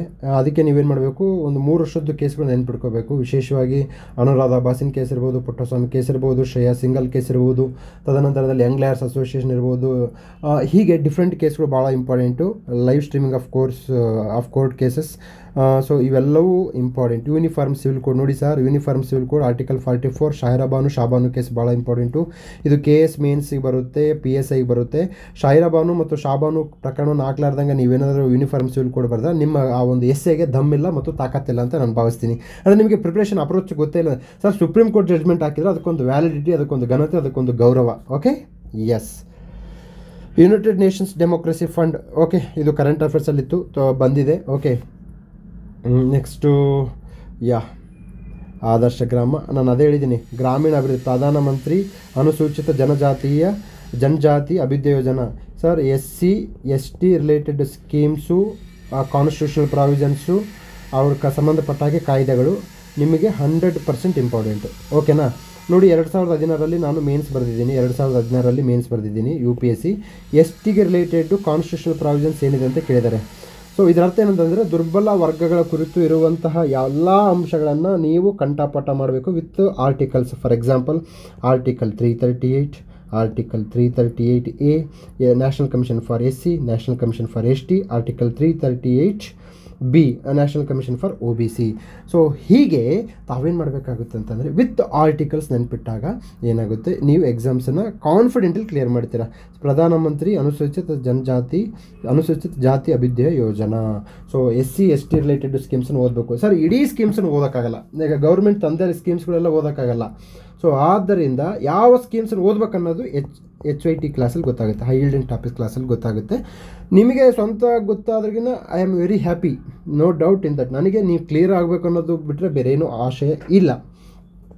ಫೈನ್, ಮುಂದಕ್ಕೆ ಹೋಗೋಣ. ಓಕೆ, ಸೈನ್ಸ್ ಆ್ಯಂಡ್ ಟೆಕ್ ಬಗ್ಗೆ ಸಪ್ರೇಟಾಗಿ ಕ್ಲಾಸ್ ಮಾಡ್ತೀನಿ, ಅಲ್ಲಿಂದ ಹೇಗೆ ಬರುತ್ತೆ ಅಂತ ಅಂತಕ್ಕಂಥದ್ದು. Yes, okay. Sir this method of protecting wild animals in their natural habitat. ಇದು UPSCಯ PYQs, ಎಲ್ಲವೂ PYQs, ಎಲ್ಲವೂ ಪ್ರಿವಿಯಸ್ ಇಯರ್ ಕ್ವಶನ್ ಪೇಪರ್ ಬಂದಿರೋದು ಬಿಟ್ಟರೆ ಬೇರೆ ಏನೂ ಬಂದಿಲ್ಲ. Okay, yes. Indian parliament, yes, Indian parliament very very very important ಅಂತ ಹೇಳಿದ್ದೀನಿ.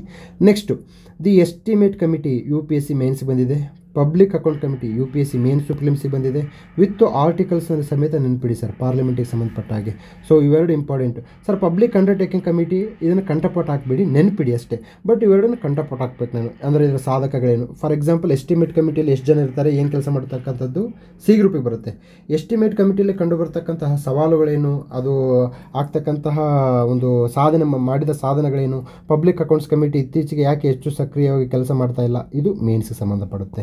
ಇಷ್ಟೇ, ಮುಗೀತು. ಭಾರತದಲ್ಲಿ IASಗಿಂತ ದೊಡ್ಡ ಎಕ್ಸಾಮ್ ಯಾವುದಿಲ್ಲ. ಸೊ ಆದರೂ ನಾನು ಆ ಲೆವೆಲ್ಗೆ ಹೇಳ್ಬಿಟ್ಟಾಗ ನೀವು ಎಲ್ಲ ಎಕ್ಸಾಮ್ಸು ಈಸಿಯಾಗಿ ಕ್ಲಿಯರ್ ಮಾಡ್ಬೋದು. Sir joint session of the parliament, again parliament ಬಂತು ನೋಡಿ sir. Parliament the chairman of Rajya Sabha, the president of India. Sir ನೀವು ನೆನ್ಪಿಡಿ, ಪ್ರೆಸಿಡೆಂಟ್ ಆಫ್ ಇಂಡಿಯಾನು ಫುಲ್ ನೆನ್ಪಿಡಬೇಕು. ಇವರ ಜುಡಿಷಿಯಲ್ ಪವರು ಆರ್ಟಿಕಲ್ 76, ಇವರ ಒಂದು executive power, legislative power, ordinance article 1, 2, 3 with articles ನೆನ್ಪಿಡಿ. ಇದಕ್ಕೆ ಸಂಬಂಧಪಟ್ಟ ಹಾಗೆ ಸುಪ್ರೀಂ ಕೋರ್ಟ್ ಜಡ್ಜ್ಮೆಂಟ್ ನೆನ್ಪಿಡಿ. Then speaker of the Lok Sabha very very important. ಈ ಮನುಷ್ಯ ಭಾಳ important, speaker of the Lok Sabha. Okay, so with article ಸಮೇತ ಇದನ್ನ ಬಗ್ಗೆ ನೆನ್ಪಿಡಿ ಸರ್, ನಿಮ್ಗೆ ಹೆಲ್ಪ್ ಆಗುತ್ತೆ. High Court, with reference to the High Court, the following can take part in the appointment of the judges. High Court very important ಅಂತ ಹೇಳಿದ್ದೀನಿ, very important. Yes, you should take care about this case. Okay, next regarding the office of the president, again the president is coming again and again. That's why I am important. So who is going to declare a bill money as a money bill? The speaker of the house of the people, Lok Sabha. ನೋಡಿ ಇಲ್ಲಿ speaker ಬಂದವನೇ, speaker of the Lok Sabha, ಇಲ್ಲಿ speaker ಬಂದವನೇ. ನಾನು ಫಸ್ಟೇ ಕ್ಲಾಸಲ್ಲಿ ಮನಿ bill ಅಂತ ಹೇಳಿದ್ದೆ, ನೆನಪಿರಲಿ.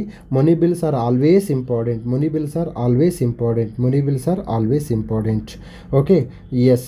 Next the power of the president, legislative power of the president. I have told you ಇಲ್ಲಿ ಪ್ರೆಸಿಡೆಂಟ್ ಇಂಪಾರ್ಟೆಂಟ್ ಅಂತೇಳಿ. ಅಗೇನ್ ಇಲ್ಲಿ ಬಂದ president is very important. Okay, next in the following case supreme court gave the judgment of the national awards Bharat Ratna Padma Vibhushan Padma Bhushan Padma Shri. ನಾನು ಇದಕ್ಕೆ ಸಂಬಂಧಪಟ್ಟ ಹಾಗೆ ಯಾರ್ಯಾರು ಪ್ರಶಸ್ತಿ ತೊಗೊಂಡಾದ್ರೆ ಅದನ್ನು ಓದ್ಕೊಳ್ಳಿ ಅಂತ ಹೇಳಿದ್ದೀನಿ. Supreme court judgements R very important ಅಂತ ಹೇಳಿದ್ದೀನಿ.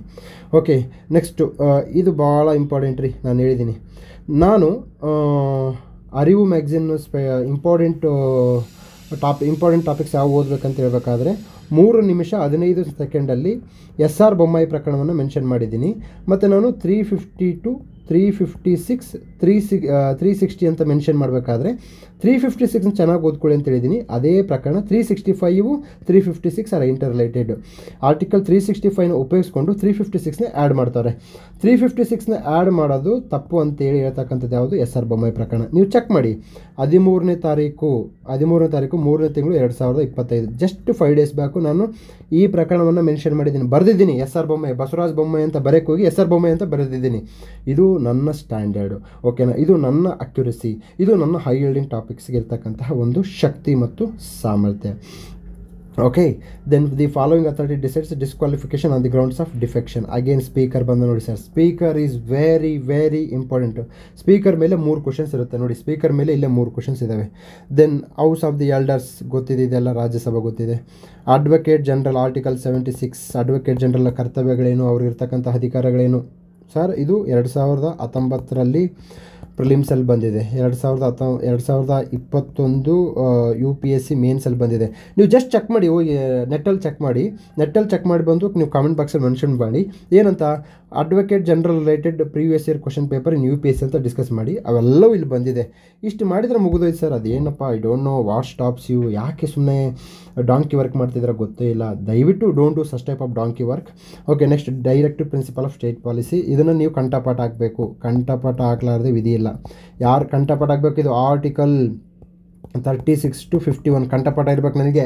ಇಲ್ಲಿ ಗಾಂಧಿ ತತ್ವಗಳೇನು, ಸಮಾಜವಾದ ತತ್ವಗಳೇನು, ಉದಾರವಾದಿ ತತ್ವಗಳೇನು, DPSPಗೂ ಮತ್ತು ಫಂಡಮೆಂಟಲ್ ರೈಟ್ಗೆ ಇರ್ತಕ್ಕಂಥ ವ್ಯತ್ಯಾಸ ಏನು, DPSPಗೆ ಅನುಷ್ಠಾನ ಮಾಡ್ತಕ್ಕಂಥ ಸವಾಲುಗಳೇನು, DPSPಯ ಮೂಲ ಉದ್ದೇಶಗಳೇನು, ಇದು ಮೇನ್ಸಿ ಬರುತ್ತೆ. ಸೊ ಪ್ರತಿಯೊಂದು ಆರ್ಟಿಕಲ್ ಸಮೇತ ನೆನಪಿಡಬೇಕು. ಅದಕ್ಕೆ ಸಂಬಂಧಪಟ್ಟ ಕಾಯ್ದೆಗಳ ಜಾರಿಗೆ ಎಲ್ಲಿ ತಂದಿದ್ದೀವಿ, ಇದಕ್ಕೆ ಇರ್ತಕ್ಕಂಥ ಸವಾಲುಗಳೇನು, ಇವೆಲ್ಲವೂ ಓದಬೇಕಾಗುತ್ತೆ sir. Then only you can clear this exam. Okay, ನಂತರದಲ್ಲಿ ಬನ್ನಿ. ಆ್ಯಕ್ಟ್ 1858, 1990, 1935, 1947. ಸೊ ಇದು ಆ್ಯಕ್ಟಲ್ಲಿ 1935 ಇದೆಯಲ್ಲ ಸರ್, ಇದು UPSC prelims mains high ಯೀಲ್ಡಿಂಗ್ topic ಎಲ್ಲವೂ ಇಂಪಾರ್ಟೆಂಟೇ. 1935 ಕಾಯ್ದೆ ಮಾತ್ರ ಮೇನ್ಸಿಗೆ ಬರುತ್ತೆ, ಉಳ್ಕೆದ ಕಾಯ್ದೆ ಎಲ್ಲ ಪ್ರಿಲಿಮ್ಸಿಗೆ ಬರುತ್ತೆ. ಇದು ನನ್ನ ನಂಬಿಕೆ, ನನ್ನ ಅನುಭವದಿಂದ 1935 ಕಾಯ್ದೆ ಮೇನ್ಸಿಗೆ ಬರುತ್ತೆ. ಉಳ್ಕೆದ ಎಲ್ಲ ಕಾಯ್ದೆಗಳು ಪ್ರಿಲಿಮ್ಸ್ಗೆ ಇಂಪಾರ್ಟೆಂಟ್. ಇದು ಇಲ್ಲದಂಗೆ ಒಂದೇ ಒಂದು ಕ್ವಶನ್ ಪೇಪರ್ ಇಲ್ಲ. ಸೊ ಇದ್ರ ಬಗ್ಗೆ ಎಲ್ಲ ಕಲ್ತ್ಕೊಂಡಾಗ 2 ಮಾರ್ಕ್ಸ್ ಅಥವಾ 1 ಮಾರ್ಕ್ಸ್ ಇರ್ತದೆ. ಅದೆಷ್ಟೇ ಮಾರ್ಕ್ಸ್ ಇರಲಿ ನಿಮ್ಮ ಜೇಬಲ್ಲಿದೆ. ಇಷ್ಟು ಓದ್ಕೊಂಡ್ರೆ ಮುಗೀತು. That is enough. Close. Okay, next with reference to the constitution of India, power of judicial review, supreme court and high court. I have told you very clearly, supreme court and high court are very important. Yes, the chief election commissioner India is appointed by. Sir ಮತ್ತೆ ಹೋಗಿ ನೀವು ನೋಡಿ, ಚುನಾವಣಾ ಆಯೋಗದ ನಾನು ಮ್ಯಾಗ್ಝಿನಲ್ಲಿ important topic mention ಮಾಡಬೇಕಾದ್ರೆ ಹೇಳಿದ್ದೀನಿ. ಏನಂತ ಹೇಳಿದ್ದೀನಿ? ಚುನಾವಣಾ ಆಯೋಗದಲ್ಲಿ ಯಾರು ಮುಖ್ಯಸ್ಥರಾಗ್ತಾರೆ ಅಂತಕ್ಕಂಥದ್ದು ಕಣ್ಣಾಡಿಸಿ ಸ್ವಲ್ಪ ನೆನಪಿಡಿ. ಆದರೆ ನೀವು ಚುನಾವಣಾ ಆಯೋಗದ ಮುಖ್ಯಸ್ಥರನ್ನು ಯಾರು ನೇಮಕ ಮಾಡ್ತಾರೆ, ಸುಧಾರಣೆಗಳು ಏನಾಗಬೇಕಾಗಿದೆ, ತದನಂತರದಲ್ಲಿ ಸುಪ್ರೀಂ ಕೋರ್ಟ್ ಜಡ್ಜ್ಮೆಂಟ್ ಇದಕ್ಕೆ ಸಂಬಂಧಪಟ್ಟದ್ದು ಏನಿದೆ ಅನ್ನೋದನ್ನು ನಾನು ಕಂಠಪಾಠ ಹಾಕಿ ಅಂತೇಳಿ ಹೇಳಿದ್ದೀನಿ. ಅದೇ ಸೇಮ್ 13ನೇ ತಾರೀಕಿನ ವೀಡಿಯೋದಲ್ಲಿ ಹೇಳಿದ್ದೀನಿ. ಸೊ ಇದು ನನ್ನ ಅಕ್ಯುರಸಿ. ಓಕೆನಾ? ಸೊ ಹೀಗೆ ನಾನು ಕೇವಲ 32 ನಿಮಿಷ ಮಾಡಿದಂಥ ವೀಡಿಯೋದಲ್ಲಿ ಇಷ್ಟು ಕ್ವಶನ್ಸ್ ಬಂದಿದೆ ಅಂತಂದರೆ, ನೀವು ಸರಿಯಾಗಿ ಐ ಯೀಲ್ಡಿಂಗ್ ಟಾಪಿಕ್ಸ್ನ 1 ಮಂತ್ ಕರೆಕ್ಟಾಗಿ ಕೇಳ್ಕೊಂಬಿಟ್ರಿಗಿನ definitely we are going to clear exam. Sir ನನ್ನ ಕ್ಲಾಸಿಗೆ ಜಾಯಿನ್ ಆಗಲಾರ್ದಂಗೂ ಸಹ ತಾವು ಎಕ್ಸಾಮ್ ಕ್ಲಿಯರ್ ಮಾಡ್ಬೋದು. ನಾನು ಅದನ್ನು ಪದೇ ಹೇಳ್ತಾ ಇದ್ದೀನಿ. ಬಟ್ ನಿಮ್ಗೆ ಅಪ್ರೋಚ್ ತಿಳ್ಕೊಂಬಿಟ್ರೆ ನೀವು ಸ್ವತಂತ್ರ ಪಕ್ಷಿ. ಅಪ್ರೋಚ್ ತಿಳ್ಕೊಂಬಿಟ್ರೆ ಎಕ್ಸಾಮ್ ಇದಂತಲ್ಲ, ಎಲ್ಲ ಎಕ್ಸಾಮ್ IAS ಎಕ್ಸಾಮ್ನು ಕ್ಲಿಯರ್ ಮಾಡ್ಬೋದು. ಇಷ್ಟೇ ನಾನು ಮಾಡಿದ್ದು ಬಿಟ್ಟು ನಾನೇನು ತುಂಬ ಬ್ರಹ್ಮವಿದ್ಯೆನ ಕಲ್ತಿಲ್ಲ. ಓಕೆ ಸರ್, 33ನೇ ಪ್ರಶ್ನೆ ನೋಡಿ. 33ನೇ ಪ್ರಶ್ನೆ, ನಾನು 13ನೇ ತಾರೀಕು ಮಾಡಿದಂತಹ ಒಂದು ವಿಡಿಯೋದಲ್ಲಿ 16 ನಿಮಿಷ 58ನೇ ಸೆಕೆಂಡಲ್ಲಿ ಅಶೋಕ್ ಮೆಹ್ತಾ ಕಮಿಟಿಯನ್ನು ಓದ್ಕೊಳ್ಳಿ ಅಂತ ಹೇಳಿದ್ದೀನಿ, ಸ್ಪಷ್ಟವಾಗಿ ಹೇಳಿದ್ದೀನಿ. ಸೊ ತಾವು ದಯವಿಟ್ಟು ಆ ಒಂದು 13ನೇ ತಾರೀಕು ಅರಿವು ಮ್ಯಾಗ್ಝಿನ್ ಇಂಪಾರ್ಟೆಂಟ್ ಟಾಪಿಕ್ಸ್ ಮಾಡಿದ ವಿಡಿಯೋವನ್ನು ನೋಡಿಕೊಂಡು 16 ನಿಮಿಷ 58ನೇ ಸೆಕೆಂಡಲ್ಲಿ ನಾನು ಸ್ಪಷ್ಟವಾಗಿ ಕ್ಲಿಯರಾಗಿ ಮೆನ್ಷನ್ ಮಾಡಿದ್ದೀನಿ. ಅಶೋಕ್ ಮೆಹ್ತಾ ಕಮಿಟಿ ಅಂತ ತಮಗೆ ಏನಾದರೂ ಕೇಳಿಸಿದರೆ ಅದನ್ನು ಬಂದು ಕಾಮೆಂಟ್ ಸೆಕ್ಷನಲ್ಲಿ ಮೆನ್ಷನ್ ಮಾಡಿ. ಎಸ್ ಸರ್, ತಾವು ಅಶೋಕ್ ಮೆಹ್ತಾ ಕಮಿಟಿನ ಹೇಳಿದ್ರಿ. ನೋಡಿರಿ, ಜಸ್ಟ್ 32 ಮಿನಿಟ್ಸಲ್ಲಿ ಮಾಡಿದಂತಹ ಒಂದು ವಿಡಿಯೋದಲ್ಲಿ ನಾನು ಎಷ್ಟು ಮಾತಾಡಿದ್ದೀನಿ ಅಂತ ಅರ್ಥ ಮಾಡ್ಕೊಳ್ಳಿ. ಅಶೋಕ್ ಮೆಹ್ತಾ ಕಮಿಟಿನ ಸ್ಪಷ್ಟವಾಗಿ ಮೆನ್ಷನ್ ಮಾಡಿದ್ದೀನಿ. Okay, so this is our standard. Next ಇವರು ಒಂದು ಇಲ್ಲಿದೆ ಬನ್ನಿ, 42ನೇದು ಇಂಪಾರ್ಟೆಂಟು. 42ನೇದು, which one of the following committees is not concern with the Panchayat Raj institution. ನನಗೆ ಕ್ವಶನ್ ಬೇಡ, ಕ್ವಶನ್ ಅದನ್ನು ಸೈಡ್ ಇಡೋಣ. ನೋಡಿ, Ashok Mehta committee, Balwant Rai committee, PVN committee, LM Singhvi committee. ಇಲ್ಲಿ ಆನ್ಸರ್ಗಿಂತ ನಾನು ಯಾವಾಗಲೂ ಏನು ಹೇಳ್ತೀನಿ ಅಂದರೆ, ಅಶೋಕ್ ಮೆಹ್ತಾ ಕಮಿಟಿ, ಬಲವಂತ್ ರಾಯ್ ಕಮಿಟಿ ಇವೆರಡನ್ನೂ ನೀವೇನು ಮಾಡಬೇಕು, ಕಂಠಪಾಠ ಹಾಕಬೇಕು. ಕಂಠಪಾಠ ಹಾಕಿದಾಗ ನಿಮಗೆ ಹೆಲ್ಪ್ ಆಗುತ್ತೆ. LM ಸಿಂಘ್ವಿ ಕಮಿಟಿನ ಕಂಠಪಾಠ ಹಾಕಬೇಡಿ. ಸುಮ್ಮನೆ LM ಸಿಂಘ್ವಿ ಕಮಿಟಿ ಇದೆ ಅನ್ನೋದು ಗೊತ್ತಿದ್ರೆ ಬಿಟ್ಟರೆ ರಿಮೈನಿಂಗ್ ಏನು ಗೊತ್ತಿರುವ ಅವಶ್ಯಕತೆ ನಿಮಗಿಲ್ಲ. ಸೊ ಆದ್ದರಿಂದ ತಾವೇನು ಮಾಡಬೇಕಂತಂದರೆ, ಅಶೋಕ್ ಮೆಹ್ತಾ ಕಮಿಟಿ, ಬಲವಂತ್ ರಾಯ್ ಮೆಹ್ತಾ ಕಮಿಟಿನ ಚೆನ್ನಾಗಿ ಕಂಠಪಾಠ ಹಾಕಿ. KS ಮೇನ್ಸಿಗೆ ಬರ್ತಾರೆ ಇವರು, KS ಮೇನ್ಸ್ ಮತ್ತು IAS ಮೇನ್ಸಿಗೆ ಬರ್ತಾರೆ. ಇವರಿಬ್ಬರು ಭಾಳ ಇಂಪಾರ್ಟೆಂಟ್. LM ಸಿಂಘ್ವಿ ಕಮಿಟಿ ಸಹ ಇದಕ್ಕೆ ಸಂಬಂಧಪಟ್ಟಿದ್ರು ಸಹ ಪಂಚಾಯತ್ ರಾಜ್ಗೆ, ಆದರೆ ಅಷ್ಟು ಇಂಪಾರ್ಟೆಂಟ್ ಅಲ್ಲ. ಇದರ ರೆಕಮೆಂಡೇಷನ್ಸ್ ಓದಬೇಡಿ. ಇದರ ರೆಕಮೆಂಡೇಷನ್ಸ್ ಏನಾದರೂ ಓದಿದರೆ ನಿಮಗೆ ತಲೆ ಕೆಟ್ಟೋಗುತ್ತೆ. ಈಗ ಹಿಂದುಳಿದ ವರ್ಗಗಳ ಆಯೋಗಕ್ಕೆ ಸಂಬಂಧಪಟ್ಟ ಹಾಗೆ ಮಿಲ್ಲರು ಮತ್ತು ಹಾವನೂರು ಇವೆರಡು ಇಂಪಾರ್ಟೆಂಟ್. ಚಿನ್ನಪ್ಪ ರೆಡ್ಡಿ ಸಮಿತಿಯನ್ನು ಸುಮ್ಮನೆ ಕಣ್ಣಾಡಿಸಿ, ಆದರೆ ಹಾವನೂರು ಮತ್ತು ಮಿಲ್ಲರ್ ಆಯೋಗದ ಸಮಿತಿಗಳನ್ನು ಕಂಠಪಾಠ ಹಾಕಿ. ಸೊ ಇದು ನಮ್ಮ ಕ್ಲಾಸಿಗೆ ಸಂಬಂಧಪಟ್ಟ ಹಾಗೆ ಐ ಈಲ್ಡಿಂಗ್ ಟಾಪಿಕ್ಸು. ಸೊ ನಂತರದಲ್ಲಿ ನಿಮಗೆ ಏನು ಬೇಕು ಬೇಡಿಕೆಗಳನ್ನು ಕಾಮೆಂಟ್ ಬಾಕ್ಸಲ್ಲಿ ಮೆನ್ಷನ್ ಮಾಡಿ, ಅದನ್ನು ಪೂರೈಸುವಂತಹ ಕೆಲಸ ನಾನು ಮಾಡ್ತಾಯಿದ್ದೀನಿ. ಅಗೇನ್ ಐ ಈಲ್ಡಿಂಗ್ ಟಾಪಿಕ್ ಸಂಬಂಧಪಟ್ಟ ಹಾಗೆ ಏನೇ ಡೌಟ್ಸ್ ಇದ್ರೂ ತುಂಬ ಒಂದು 1000 ಪ್ರಶ್ನೆ ಕೇಳಬೇಡಿ. ವೆರಿ ಸಿಂಪಲ್ ಆಗಿರುತ್ತೆ. ಕೆಲವರೆಲ್ಲ 100-200 ಪ್ರಶ್ನೆ ಕೇಳಿ, ಅದೇ ಹೇಗೆ ಇದೇ ಹೇಗೆ. Simple sir, history, polity, economics, geography, current affairs, map work. Sir map ವರ್ಕಿಗೆ ನೀವು 4-5 ತಾಸು weekly map work, monthly map work ಮಾಡಿದರೆ you will fail miserably. Don't do such things. Okay, so ಇದಾಯಿತು. ಮತ್ತು ಸರ್ಕಾರಿ ಪುಸ್ತಕಗಳನ್ನ ಹೇಗೆ ಓದಬೇಕಂತೀವಿ. ಸರ್ಕಾರಿ ಪುಸ್ತಕಗಳು necessary but not sufficient. So this is my personal opinion. So will meet in next class.